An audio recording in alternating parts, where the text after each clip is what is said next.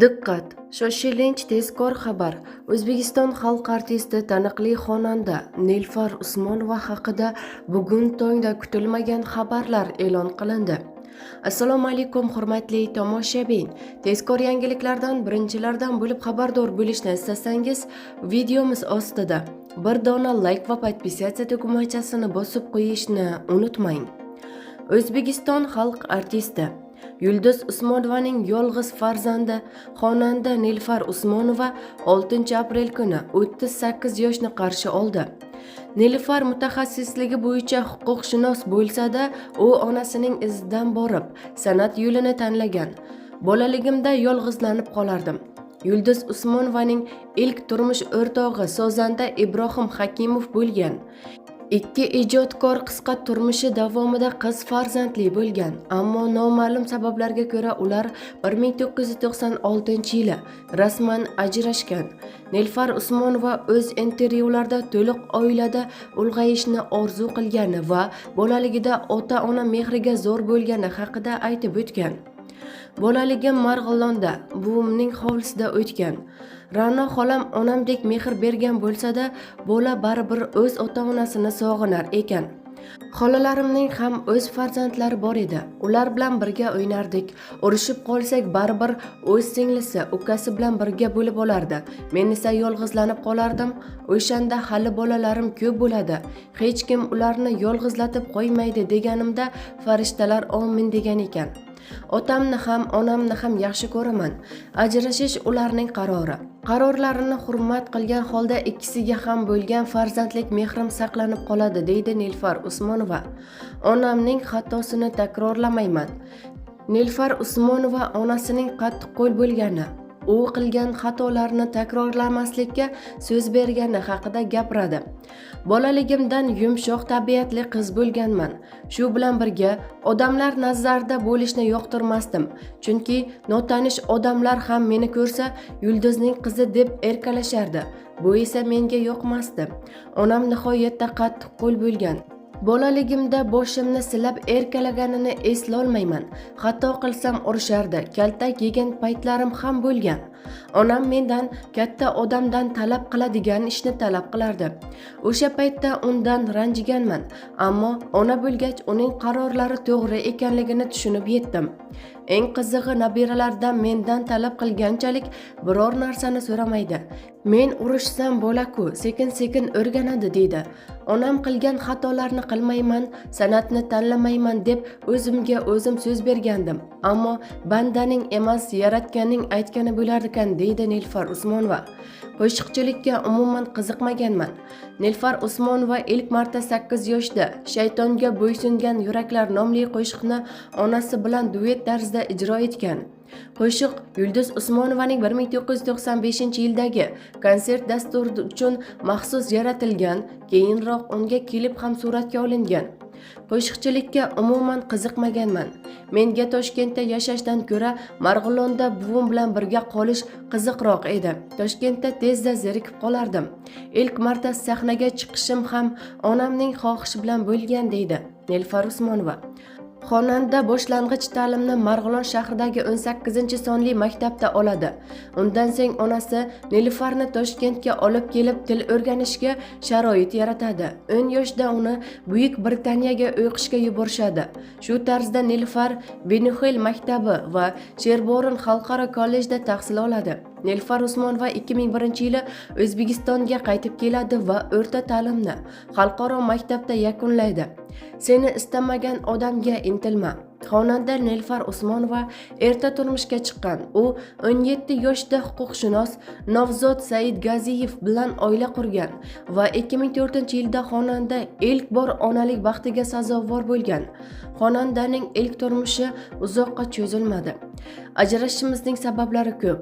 Men bir marta rasman nikohdan o'tganman va ajrashganman. U inson olamdan o'tib ketdi. Yomon gaplar bilan eslashni istamayman. U 5 qiz ichida o'sgan yagona o'g'il farzand edi. Oilamni mustahkamlash uchun harakat qilganman, ammo onamning gaplari qattiq ta'sir qilgan. Seni istamagan insonga intilib qadringni tushirma, hammasi taqdirdan degan. Qaynonam ham xuddi onamdek cho'rtkesar ayol edi. O'g'liga yoqmayaptimi ajrash degan. Shunday bo'lsa-da bu insondan minnatdorman, chunki bu nikoh aqlli o'g'lim Said Azamxonning tug'ilishiga sabab bo'ldi, deydi xonanda.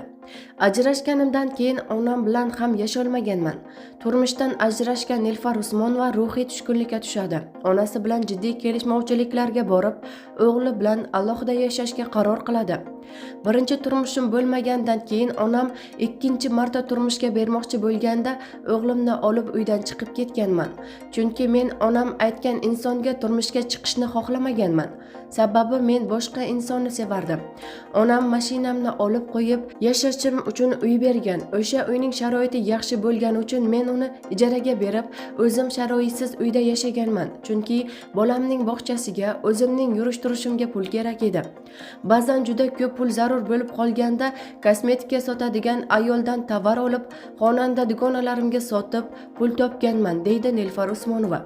Xonanda moliyaviy qiyinchiliklarga uchragan kunlarni quyidagicha eslaydi. O'g'lim Saidazamxon kun bilan bog'chada bo'lardi.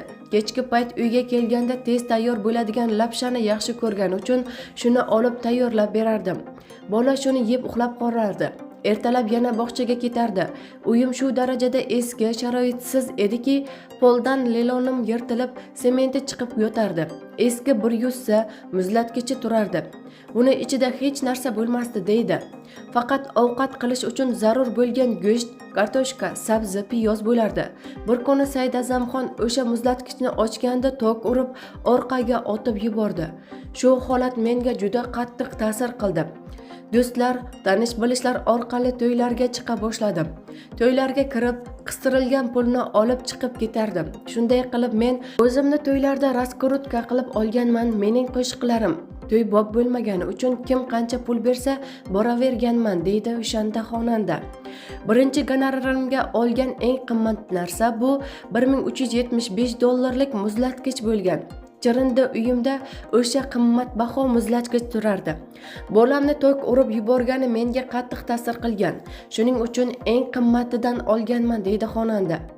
Ajrimdan keyingi ruhiy tushkunlik. Ruhiy tushkunlik va moddiy qiyinchiliklar uni ijod qilishga undaydi. 2005-yili bolam shu yurt seniki nomli qo'shig'ini ijro etadi. Bu bilan birga onasiga ham nimanidir isbotlamoqchi bo'ldi, ammo qo'shiq yaratish, ijodni boshlash oson emas edi. Shu bois u prodyuserlik kompaniyasiga murojaat qilib, hamkorlikni taklif qiladi. Birinchi marta to'yga chiqishim juda qiziq kechgan. Do'stim Jamshid Bobojonov shunaqa qilib o'tiraverasanmi? Bolang uchun ham ishlashing kerak-ku deb ko'yib bergan. Shundan keyin to'ylarga chiqishni boshlaganmiz. Ammo faqat do'stlarimizning to'yiga borardik, chunki hali tashqaridan to'y oladigan darajada mashhur emasdim, deydi xonanda. Nilufar Usmonova 2006-yili Toshkent davlat yuridik institutiga o'qishga kiradi. Ammo u yerda o'qish oson kechmaydi. 2009-yili oila qurgach, akademik ta'til olishga majbur bo'ladi. Chunki xonanda ketma-ket 2 o'g'il farzandli bo'ladi. Xullas, akademik ta'tillar biriga biri ulanib xonanda 2013-yilda o'qishni yakunlaydi. Hozirgi kunda Nilufar Usmonovaning 5 nafar farzandi bor. Xonanda intervyularda yana farzand ko'rish niyati borligini aytib keladi. 7 ta bolam bo'lishini orzu qilaman. Ular bir-biriga tirgak bo'ladi. 5 farzandimni yolg'iz tarbiyalayapman. Yolg'iz ayollarga qanchalik qiyinligini yaxshi bilaman. 5 bolaning ta'minoti uchun ham hamisha harakatdaman, deydi xonanda. Nilufar Usmonova muntazam sport bilan shug'ullanadi. Unga tug'ruqdan so'ng qomatini rostlash va ortiqcha vazndan xalos bo'lish ham muammo emas. Ko'pchilik ayollar tug'ruqdan so'ng semiradi. Menda ham bu farzandimni dunyoga keltirgach vazn to'plash bilan bog'liq muammolar bo'lgan. Parhez qilishim qiyin.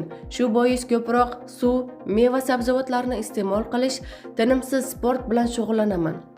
Chunki parhezda yog'lar erishni boshlaydi. Jismoniy mashqlar bilan shug'ullanadiganda faol bo'ladi. Shu bois faqat parhezning o'zi bilan kuzatilgan natijaga erishish qiyin, deydi xonanda. Xonanda 2022-yili ilk marta yakkaxon konsert dasturini o'tkazdi. U 15 yillik faoliyati davomida biror marta yakkaxon konsert dasturini taqdim etmagan edi. Konsert berishimga hech qachon taqiq bo'lmagan. Tan olaman, u paytlari yosh bo'lganman. o'yin kulguga o'ch bo'lganman. Bundan tashqari farzandlarimning ketma-ket tug'ilishi sabab konsert berishga o'zimda kuch topolmaganman.